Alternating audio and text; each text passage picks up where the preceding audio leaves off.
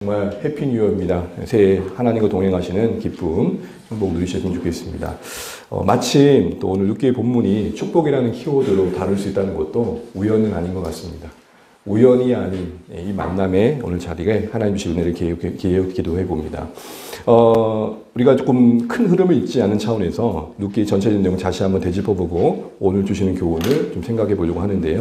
룻기의 주된 내용은 제목은 룻이지만 주인공은 실제적으로 나오미라는 것을 우리가 잊으면 안 됩니다. 구절을 보게 되면 텅 빈 나오미가 1장에서 4장에 어떻게 그렇게 풍성하게 회복되는지 그런 반전의 회복의 스토리가 담겨 있습니다. 모든 걸 잃은 나오미가 다시 되찾은 기쁨을 누리는 나오미로 언급되고 있는 거죠. 이것은 어찌 보면 성공담, 휴먼 스토리 같은 느낌이 줍니다. 극한의 절망을 디딘 인간의 승리의 이야기로 보여지죠. 그러나 이런 이야기 속에 우리가 늘 놓치지 말 것은 하나님의 구원의 스토리입니다. 모든 것을 잃은 여인은 제 아래 마땅히 누려야 할 것을 누리지 못한 우리의 현실을 대변하고 당시 사사시대 이스라엘을 말하고 있는 것입니다. 그런데 하나님께서는 그 여인으로 대변되는 그 우리의 자신과 이스라엘을 놓지 않으시고 회복시켜 가신다는 겁니다. 그래서 룻기의 이 회복의 여정을 따라가다 보면 오늘도 그런 회복의 은혜를 누리기 위해 우리에게 필요한 게 뭔지를 배우게 됩니다. 특별히 룻기에서 말하는 회복은 돌아가다입니다. 그래서 여러분 1장에서 가장 많이 나오는 단어가 뭐냐면 돌아가다입니다. 돌아가다. 우리가 신앙 안에서 회복한다는 건 뭘까요? 돌아가는 겁니다. 하나님께로 돌아가는 겁니다. 신앙이 옛 추억에만 머무는 것이 아니라 오늘 지금 이곳에서 생생하게 주님을 만나는 자리로 돌아가시는 겁니다. 주의 백성이 있는 곳으로 돌아가시는 겁니다. 섬기며 사랑하며 웃었던 그 자리로 돌아가는 것입니다. 이런 돌아감의 이야기 속에 하나님께서 이 배후에 어떻게 일해 가신지는 오늘 우리의 구원의 현실을 또 이해하는 데 도움이 되는 것 같습니다.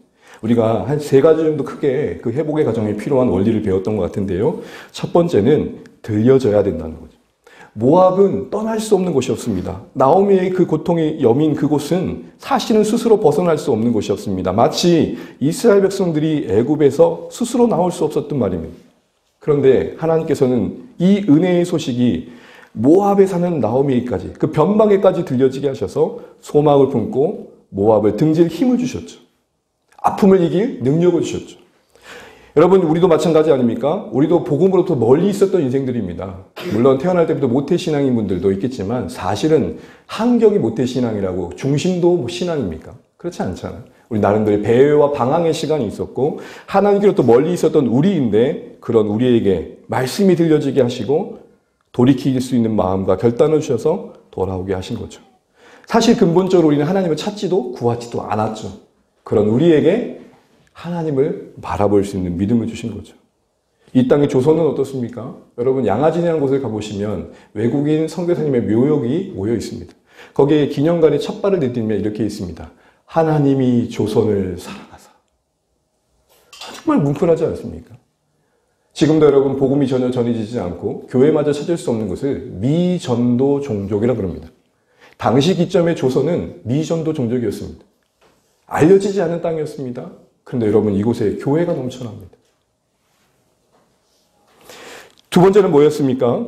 홀로 남겨진 나오미를 홀로 두지 않고 룻을 붙여주시고 또 때마침 추수의 시간에 놓치지 않고 베들레헴의 땅에 도착하도록 개입하셨죠. 여러분 우리의 구원의 여정에 하나님은 붙들고 간섭하고 계시다는 겁니다. 우리의 삶을 떠나지 않고 놓치지 않는 하나님을 그러게 우리가 신뢰해 가는 게 이 땅에서 구원의 우리의 삶의 한 모습이어야 된다는 거죠. 우리도 그렇지 않습니까? 관계 속에서 어떤 만남들 속에서 우리를 붙들어 줍니다. 사실은 우연과 같은 생각들과 만남들 속에 정말 하나님의 손길이 거기 안에 임하여 있는 것을 우리가 알게 되죠. 세 번째는 뭐였습니까? 지난주에 살펴봤던 것처럼 이삭을 주는 수고였습니다. 그것이 상징하는 건 뭐죠? 비천하고 작고 작은 일이었지만 할 수 있는 그 최선에서부터 하나님의 은혜는 쌓여간다는 것이죠.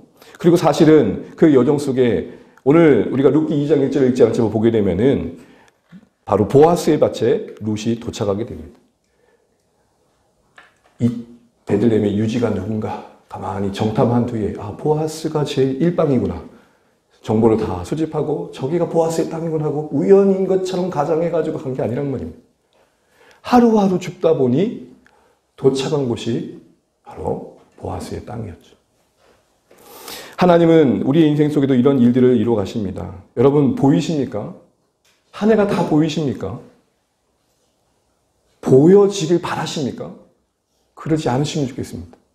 제가 그래요. 누군가는 목사님 제발 앞날을 알면 좋겠어요. 그렇게 반문했습니다. 감당하실 수 있겠습니까? 어떻게 스카이캐슬 그거 같은데 감당하실 수 있겠습니까, 어머님? 우리가 감당할 만큼 허락하시며 알게 하시고 걷게 하시는 거죠. 우리는 최선을 다한다 해도 그 최선의 열매를 보지 못한 연생의 여정을 거둘 수 있습니다. 그러나 중요한 건 과정. 그게 다 과정입니다. 쓰라린 시간조차도, 골짜기 같은 그 시간조차도 과정입니다.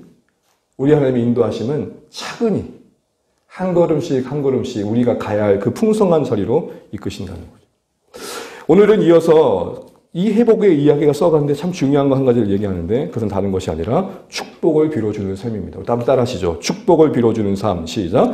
축복을 빌어주는 삶. 마침 밭에 보아스가 도착합니다. 이 마침도 참 기가 막힙니다. 원래 당시의 주인들은요, 이 추수하는 현장까지 오지 않고 타작 마당에만 옵니다. 그 추수한 걸 모아둔 자리까지. 그런데 그날 유독이 보아스가 온 거예요. 룻이 있는 걸 알았을까요? 전혀 그렇지 않다는 거죠. 그런데 와서 일꾼들과 인사를 나누는 장면이 오늘 본문의 주된 내용이 자리 잡고 있습니다. 서로의 축복을 빌어주고 서로가 잘 되길 바라고 있죠. 여기서 여러분 하나님의 선한 역사가 일어나는 현장의 특징을 보게 됩니다. 그게 뭘까요? 축복해 줌입니다.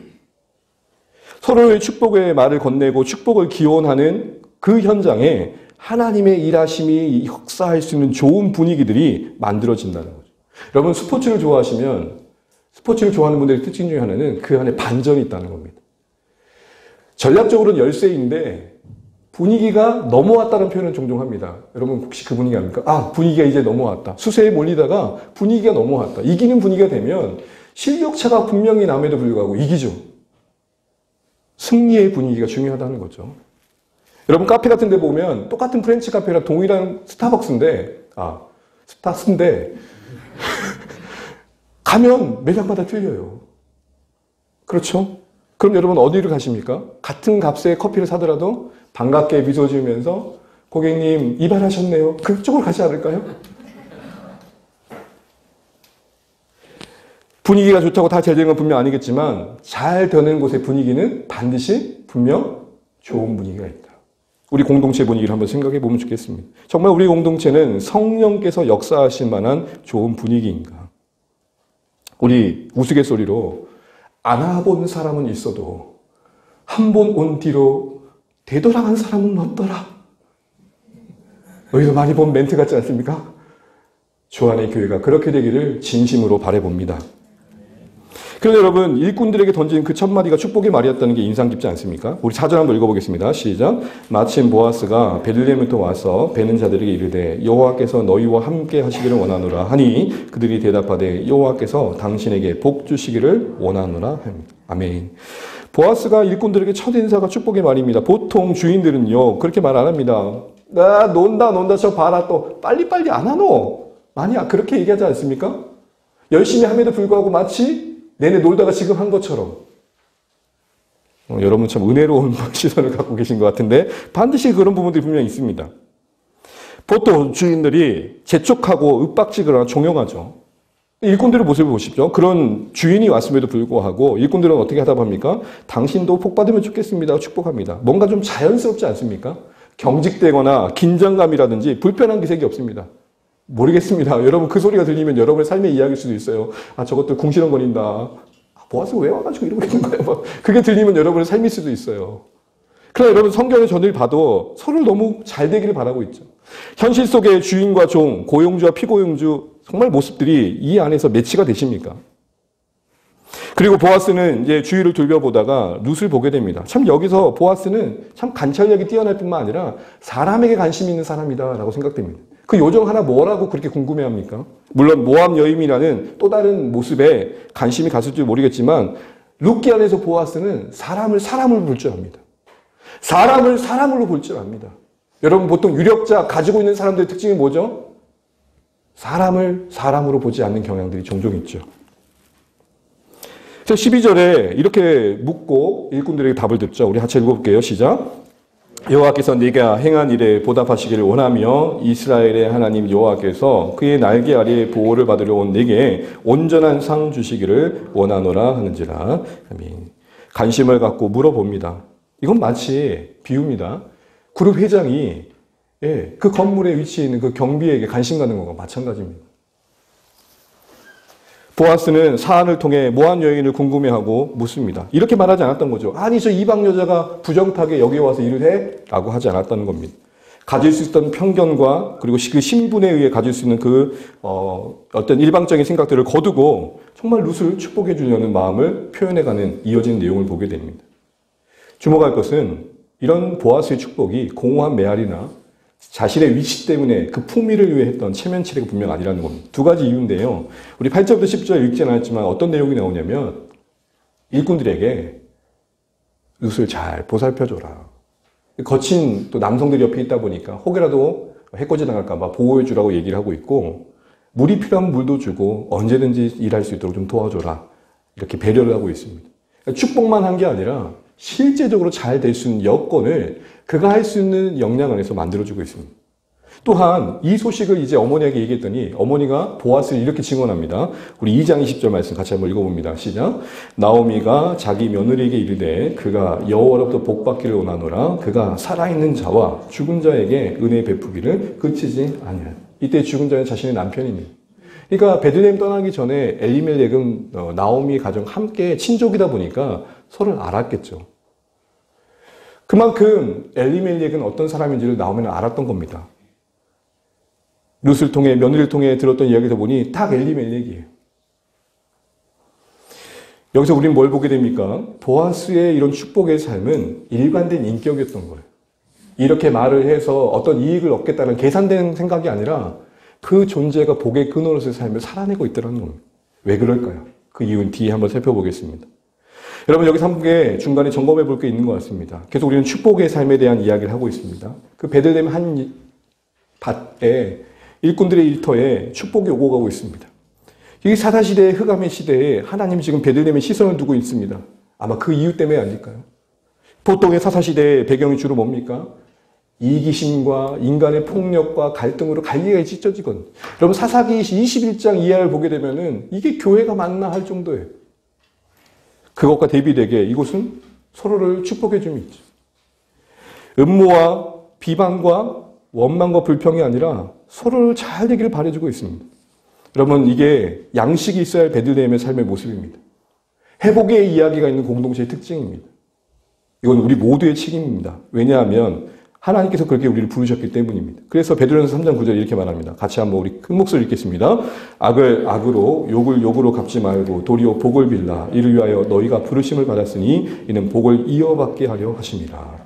복을 빌어주는 게 그냥 한순히 해야 신앙적 행위가 아니라 부르심이래요. 부르심이란 말이 뭐죠? 우리 존재의 목적이 축복의 생애라는 것입니다.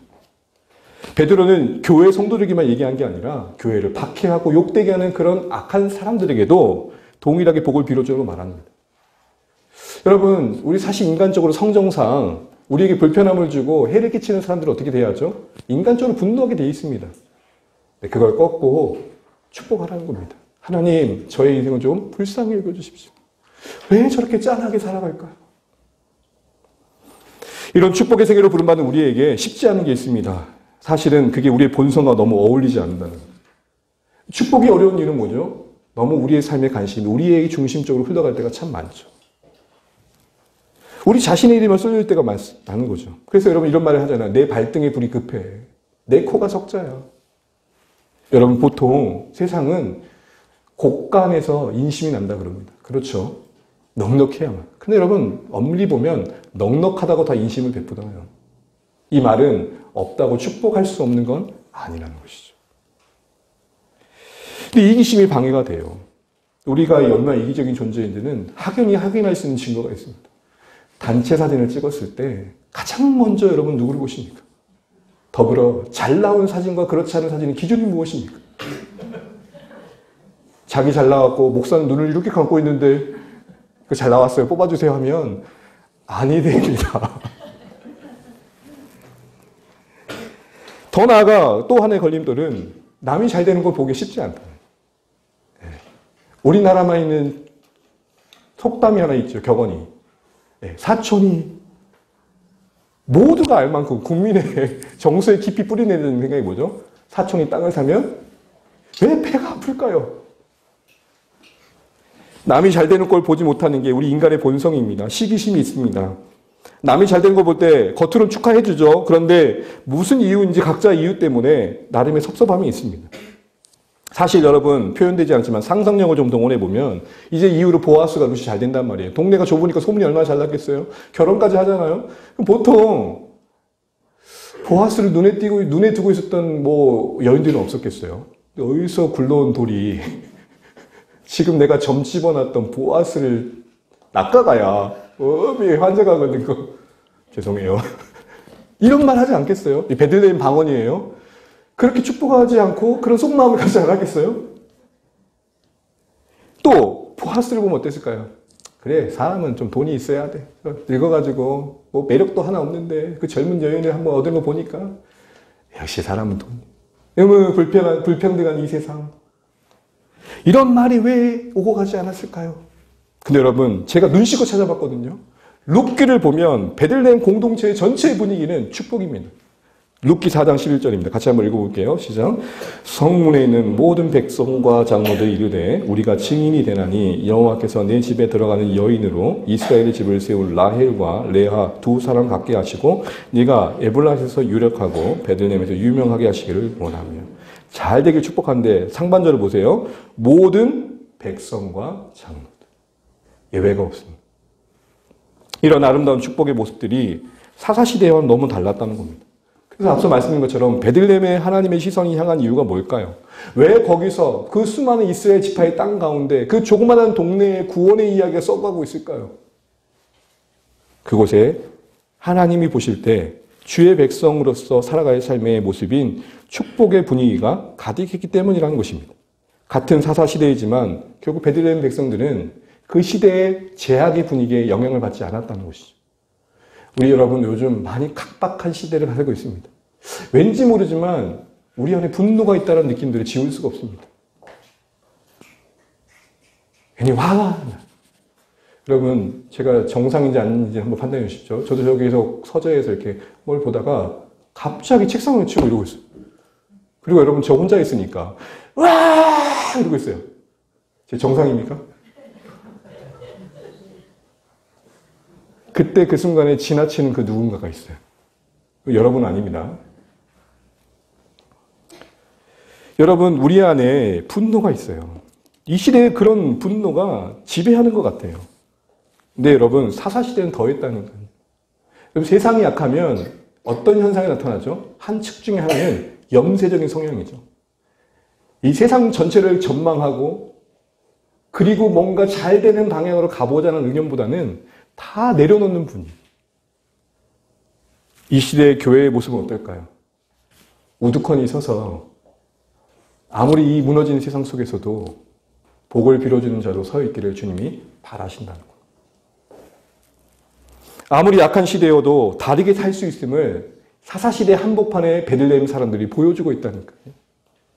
우리도 힘들지만 우리 안에 그리스도께서 계시고 하나님이 통치하시니 힘든 중에서도 근심 중에서도 나를 넘어 누군가를 향해 축복의 말과 기원을 할 수 있는 우리 모두 되시길 주님을 축복합니다.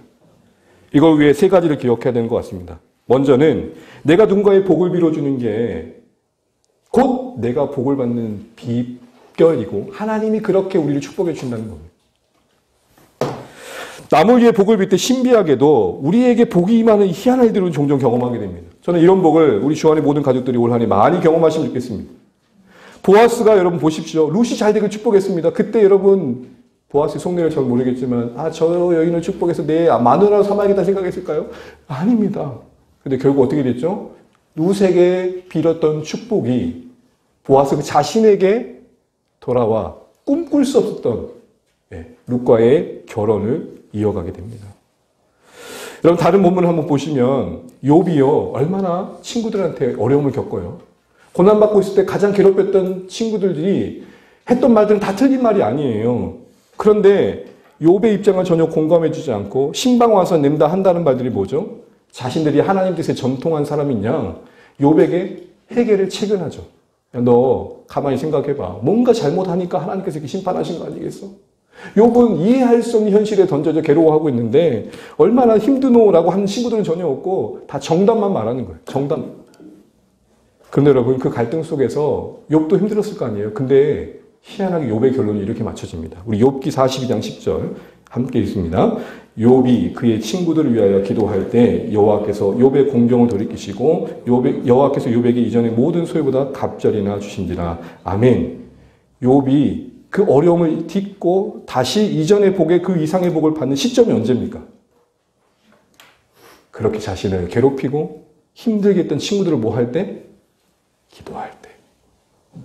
아브라함이 아비멜렉의 가정에 태의 문이 열리기를 기도할 때 바로 그 다음 장에 이삭을 임신합니다. 사랑하는 주 안의 가족 여러분, 이처럼 누군가를 축복해 주는 일이 우리에게 복이 되는 은혜가 있다는 것을 믿으시기를 주의 이름으로 축복합니다. 복을 많이 빌어주십시오. 축복해 주십시오. 복의 근원이신 그 하나님은 자비로우시기 때문에 우리의 복빈 중심을 아시사 그 복에 우리를 참여케 하시고 즐겁게 하십니다. 그리고 그 복이 우리에게 되돌아오게 하십니다.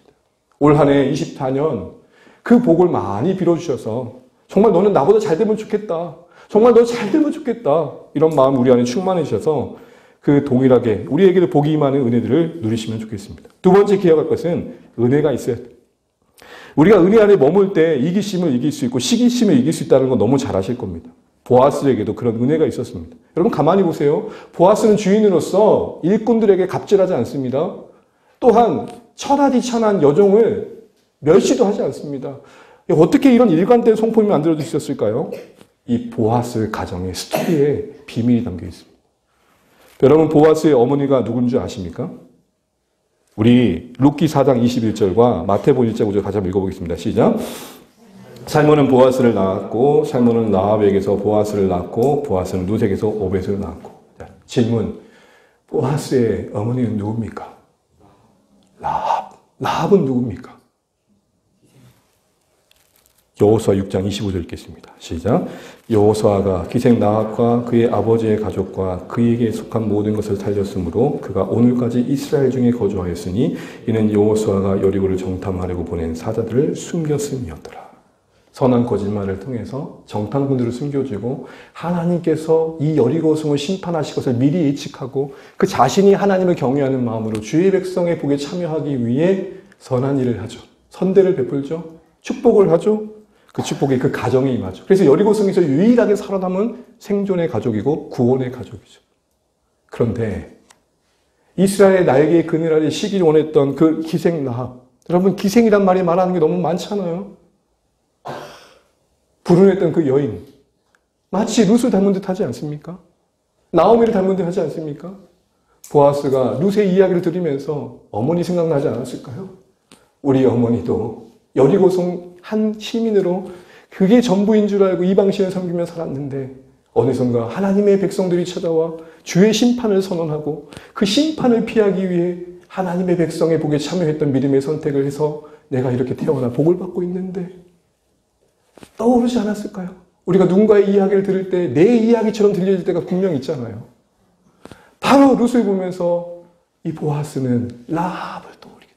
우리 어머니가 이 룻처럼 그 그늘 아래 쉬기 위해 왔던 인생인데 자신은 압니다. 자기가 존재하는 게 그때 그 자리에서 어머니 라합이 선대를 베풀지 않았으면 임할 수 없는 은혜였고 그 어머니가 정탐꾼 중 한 명이었던 살몬과 그 전쟁 중에도 눈이 만나요.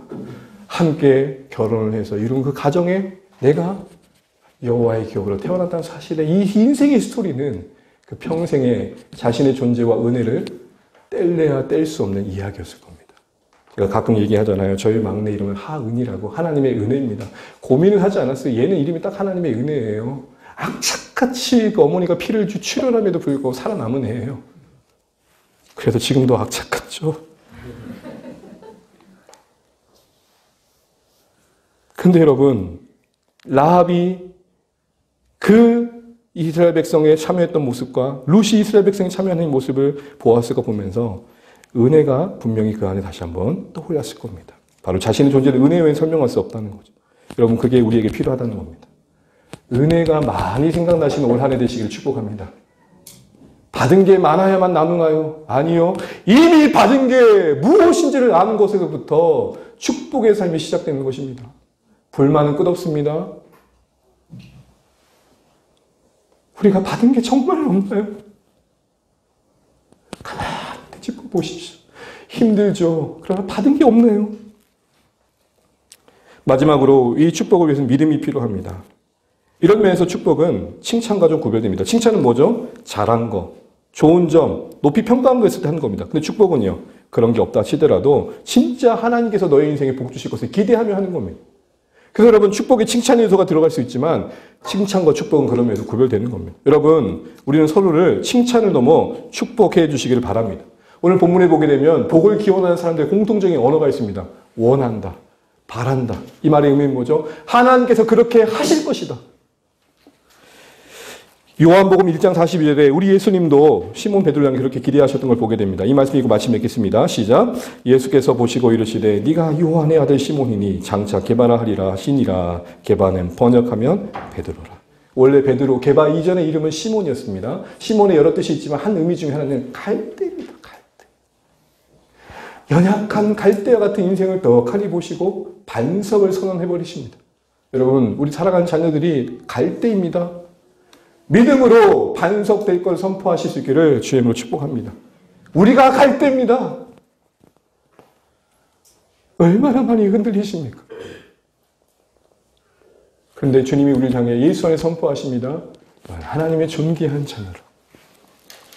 말씀을 맺겠습니다. 기꺼이 축복하는 그곳에 하나님의 역사가 임합니다. 이 기꺼이 축복하기 위해서는 오늘 앞에 기억해야 할 세 가지를 필요합니다. 그것을 한마디로 말한다면 하나님을 가까이 하는 겁니다. 은혜의 하나님을 가까이 하시는 겁니다. 여전히 일하시는 하나님을 가까이 하는 겁니다. 믿음으로 하나님을 가까이 하는 것입니다. 결국 기꺼이 축복하기 위해서 하나님을 가까이 하셔야 됩니다. 기꺼이 축복하는 삶의 비결은 뭐냐? 은혜의 근원이신 하나님과 가까워지시는 겁니다. 주 안의 공동체가 정말 축복의 분위기가 넘쳐나면 어떻게 할까요? 친교 모임을 많이 하면 정말 넘쳐날까요? 아니요. 많이 만나면 더 많이 싸울지도 몰라요. 우리가 주님께로 가까이 갈수록 가까이가 기꺼이를 만든다는 사실 잊지 마시고 오늘 주신 말씀 붙들고 이어지는 우리 올리브 브리신 자녀들을 축복해 주시고 서로를 축복하며 이 한 해 축복의 한 해로 만들어 그 축복을 내가 누리리라 바라볼 수 있는 우리 주 안의 모든 가족 되시길 주임으로 축복합니다.